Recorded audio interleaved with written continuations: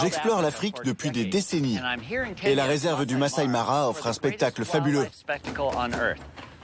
Je m'appelle Art Wolf et je vous emmène au bout du monde.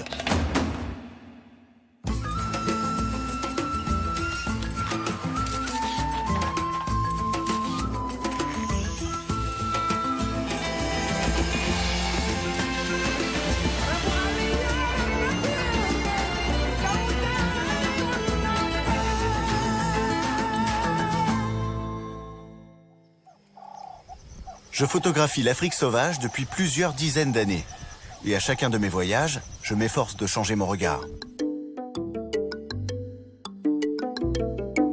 En Afrique de l'Est, une immense savane accueille de grands troupeaux nomades, sur des plaines qui s'étendent du parc national du Serengeti au nord de la Tanzanie, jusqu'au sud-ouest du Kenya, où se trouve la vaste réserve du Masai Mara. Lors de mes voyages, je suis toujours accompagné par un guide. Et cette fois, c'est Andrés Bifani qui connaît vraiment la savane est-africaine sur le bout des doigts. Je suis donc entre de bonnes mains pour découvrir cet environnement. Actuellement, c'est la saison de la migration et environ 1,5 million de gnous venus du Serengeti arrivent dans le Masai Mara. Pourquoi est-ce qu'ils viennent ? Ils sont si nombreux qu'ils doivent changer de pâturage en permanence. Je crois qu'il n'y a aucun autre endroit au monde où on voit des déplacements de mammifères d'une telle ampleur.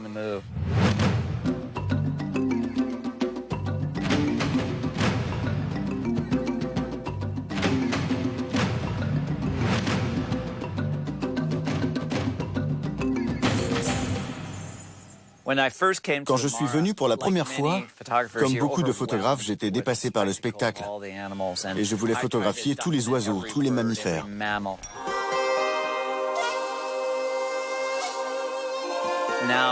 Maintenant, j'essaie de rendre cette migration d'une façon beaucoup plus abstraite et impressionniste, avec de l'émotion.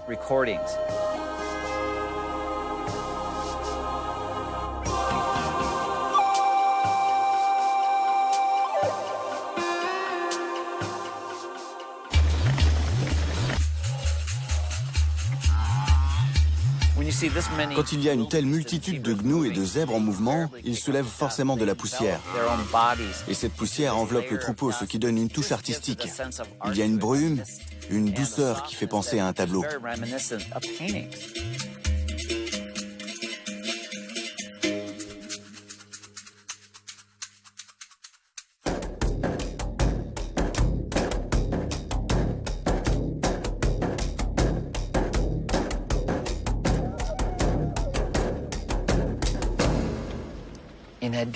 En dehors de la migration, on peut voir beaucoup de choses dans le Masai Mara. Non seulement il y a des zèbres, des girafes et des éléphants, mais aussi des prédateurs. Des léopards, des lions et ici un guépard.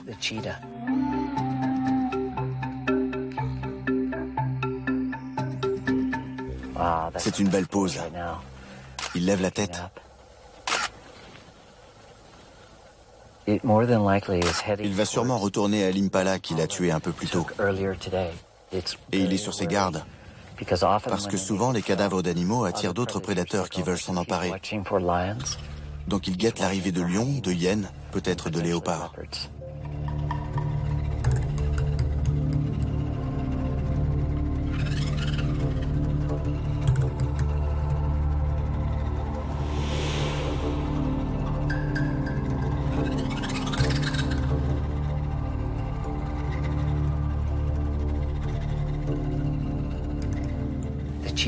Le guépard est le plus rare des grands félins africains. On a beaucoup de chance d'en rencontrer un ici, à découvert dans la plaine.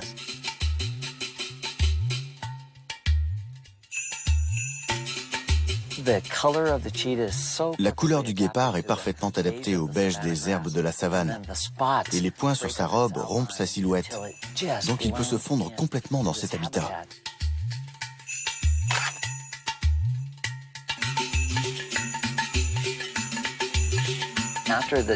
Lorsque le guépard aura fini de manger, des vautours et des cigognes vont venir très vite. Et demain à midi, il ne restera plus que le squelette de l'impala. C'est un écosystème extraordinaire où rien n'est perdu.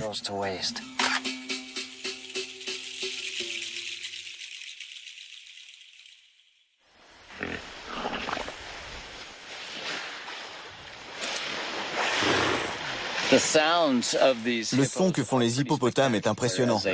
Ils soufflent de l'air par les naseaux quand ils remontent à la surface.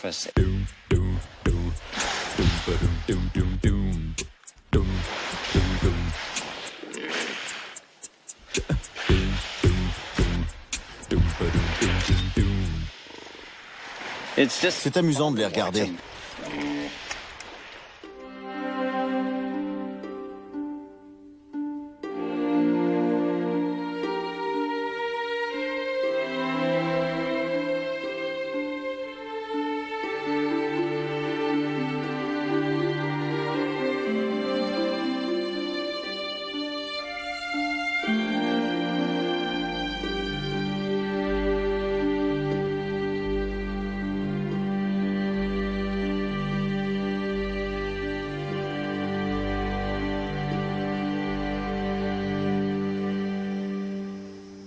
C'est souvent comme ça quand on tombe sur des lions dans la brousse. Ils sont allongés, un peu endormis, parce qu'ils ont chassé pendant la nuit. Là, j'ai une belle lumière sur ce lionceau. D'ailleurs, je vais mettre un multiplicateur de focale pour pouvoir cadrer de plus près. Ça va me permettre d'avoir juste sa tête. Les rayons du soleil passent à travers les arbres et arrivent pile sur ses yeux. Les lions ont des grands yeux magnifiques et je voudrais les mettre en valeur.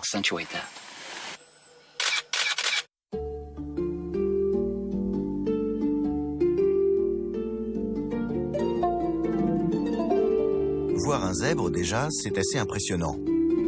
Mais quand il y a tout un troupeau, c'est quelque chose. Il y a un tourbillon de mouvements, de lignes et de motifs.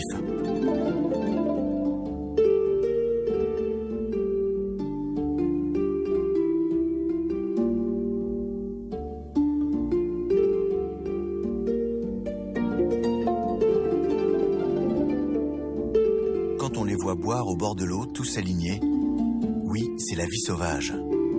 Mais c'est aussi de l'art, de mon point de vue.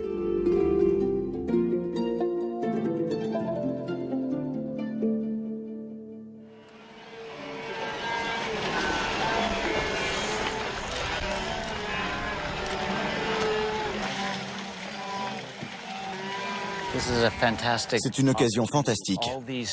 Tous ces gnous descendent pour boire. Et c'est symbolique du caractère très primitif de cette migration. On voit toutes ces cornes, le dos des bêtes.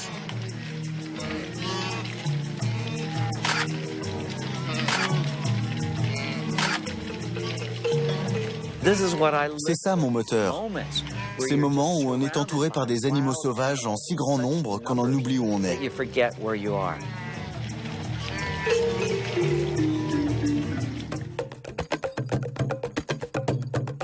Quand les animaux passent en courant si près de nous, c'est une émotion extrêmement forte. On a vraiment le sentiment de vivre quelque chose d'unique. Je me perds totalement dans ce tourbillon de mouvements et d'émotions qui se reproduit tous les ans dans les plaines d'Afrique de l'Est.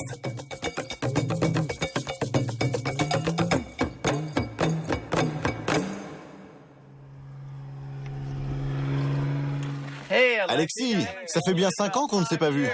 Salut, content de te voir. Au fil des ans, j'ai travaillé avec Alexis Pelletier à de très nombreuses reprises. Donc je suis très heureux de le retrouver pour aller survoler cette région sauvage. J'aime beaucoup Alexis. Il est très enthousiaste et c'est un excellent pilote qui sait vraiment m'offrir des beaux points de vue pour mon travail. Je sais que tu aimes les couleurs et les motifs artistiques. Le rose avec du vert derrière. Des motifs, des motifs, des motifs. Je sais où il faut t'emmener.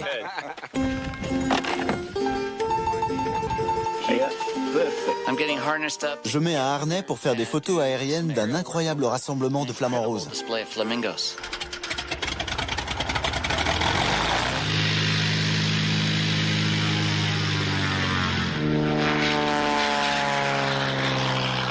Survoler la vallée du Rift est toujours un grand moment, car cela m'offre une autre perspective pour mes photos. Nous partons vers quelques petits lacs de soude au sud. Jusqu'à 2 millions de flamants roses viennent se nourrir des algues et des rares animaux qui peuvent vivre dans ces eaux alcalines.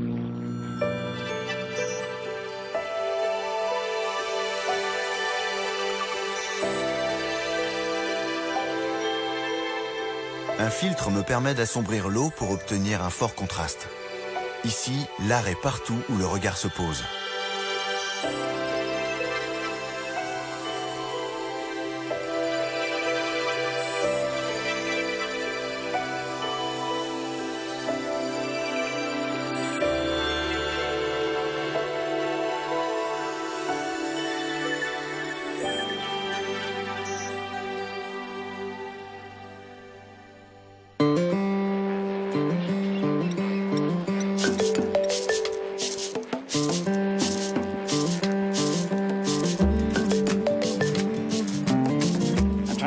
Je veux faire une belle photo de cet hippopotame allongé dans la boue au bord de l'eau.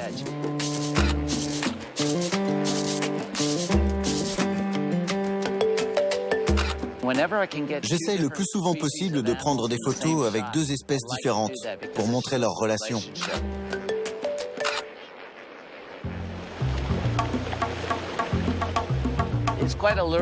C'est fantastique de pouvoir photographier une grande volée d'oiseaux. C'est l'équivalent du spectacle des grands troupeaux de gnous dans le Masai Mara.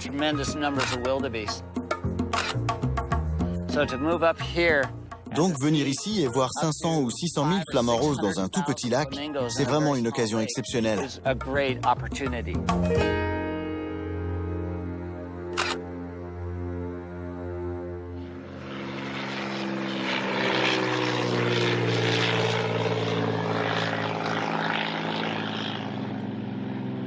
Quand on survole le lac Natron, on se croirait sur une autre planète.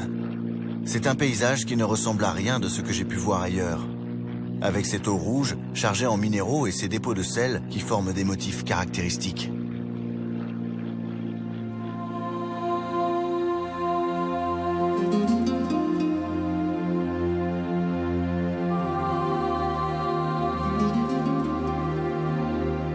Je m'y perds. Je m'y perds complètement.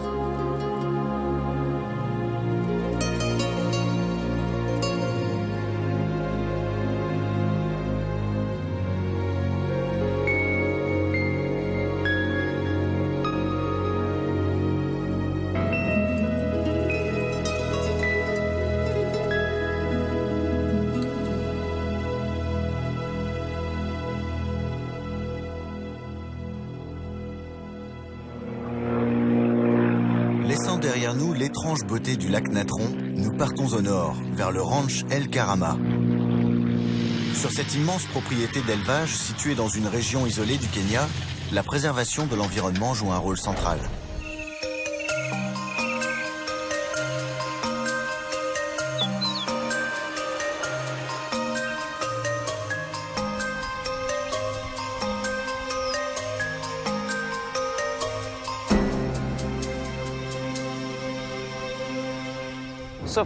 Alors physiquement, on est où au Kenya? À force de voler, je suis vraiment désorienté. C'est vrai qu'avec l'avion, on va très vite. En fait, on est juste au bord du plateau du Laikipia. Et le ranch où on se trouve s'appelle El Karama. Au sud, là-bas, c'est le mont Kenya. Et à l'ouest, ce sont les monts Aberders. Les Aberders. Plus au nord, c'est l'Éthiopie. Et en fait, d'ici jusqu'à l'Éthiopie, c'est ce que j'appelle le vrai Kenya. Ici, nous sommes sur une propriété privée et c'est totalement sauvage.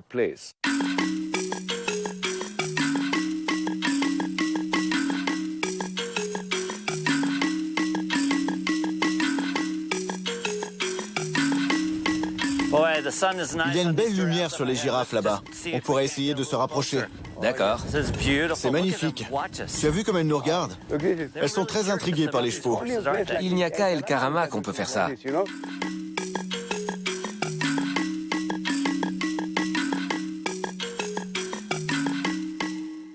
J'aime beaucoup pouvoir observer les animaux de cette façon dans la brousse. Pouvoir se déplacer au milieu des troupeaux, c'est génial.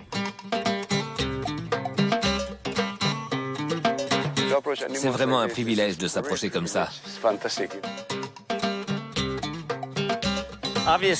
Ce sont des girafes réticulées, très présentes dans le nord du Kenya. Tout à fait. Les girafes réticulées ont de très beaux motifs, très marqués.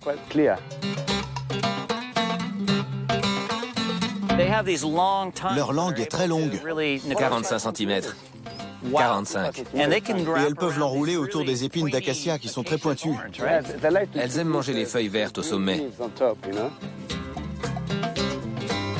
La lumière est superbe. Fantastique. Allez! Allez! Wow, doucement!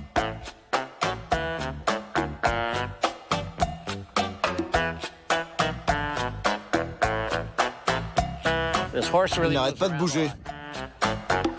Les girafes sont là-bas. Ce sont des animaux magnifiques. Avec la lumière du soir, elles se détachent contre les acacias. Je compte sur toi pour montrer toute cette beauté aux générations futures. C'est ma mission. Je suis vraiment très heureux que tu m'aies emmené ici. Merci beaucoup. C'est super. Ces girafes sont incroyables.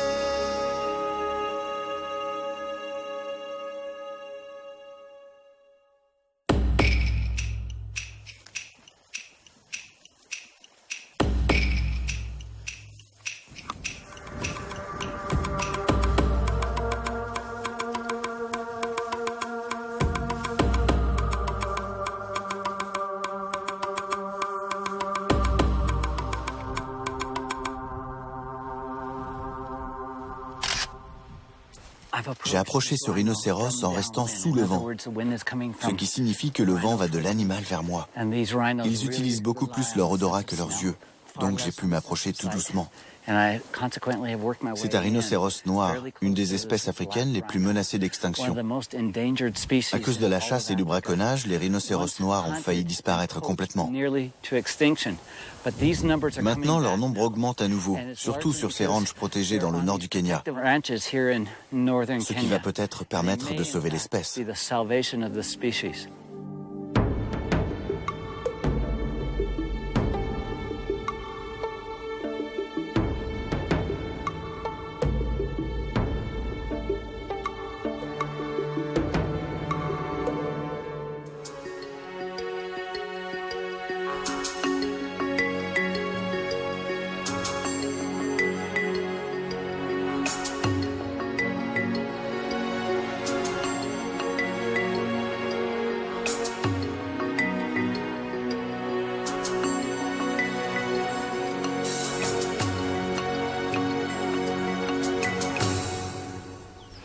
Ils sont juste là-bas. C'est très différent avec un troupeau d'éléphants vraiment sauvages. Ils sont imprévisibles. Donc avant d'essayer de se rapprocher, on analyse leur comportement. C'est souvent comme ça la photographie de faune sauvage. On s'installe et on prend le temps de regarder les animaux avant de se mettre en position pour les photographier.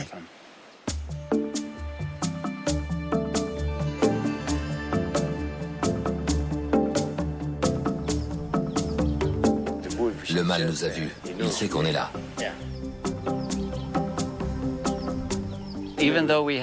Même si on a un fusil, on ne s'en servirait jamais pour tirer sur l'animal. On tirerait en l'air. Tout à fait. D'ailleurs, s'il charge, c'est nous qui partirons.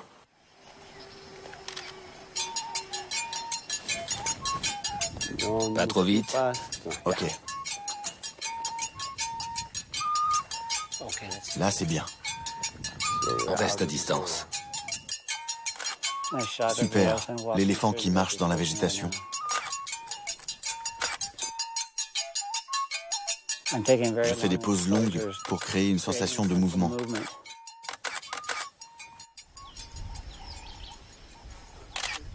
Super.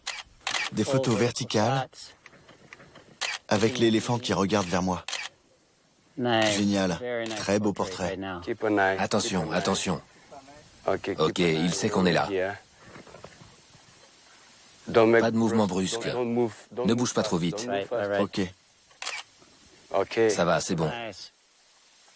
C'était une super rencontre avec un éléphant totalement sauvage. Et comme vous voyez, ce ne sont pas des animaux agressifs. Celui-là était très curieux, il s'est approché, m'a regardé. Je n'ai pas bougé. C'était génial. J'adore quand ils attrapent de la poussière pour se la mettre sur le dos. C'est de mieux en mieux. Très belle photo. Tu sais qu'ils ont 40 000 muscles dans la trompe? 40 000. Il leur faut 5 ans pour apprendre à s'en servir. Les éléphants sont très attachants, avec toujours des expressions différentes. Regarde celui-là qui vient droit vers nous.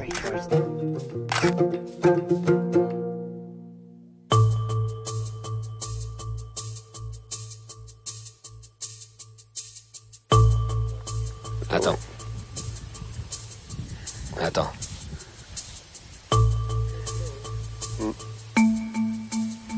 On recule? Doucement, doucement. On va lui montrer qu'on n'est pas agressif. Sean, fais marche arrière. Fais marche arrière, Sean. Ok, C'est bon, ça va. c'est bon. Très belle photo. J'aime beaucoup cette série. Merci. La photographie d'animaux sauvages, ça devrait toujours se passer comme ça. Les animaux sont détendus. On s'est placé de sorte qu'ils viennent vers nous et tout le monde est content. Pas vrai? Oui. Et tu as été sage. Et j'ai été sage. Ça, c'est pas normal.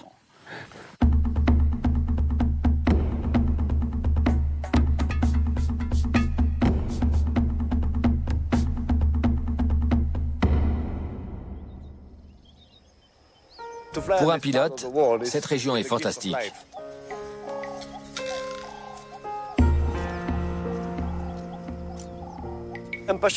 Je suis passionné par la beauté de notre planète.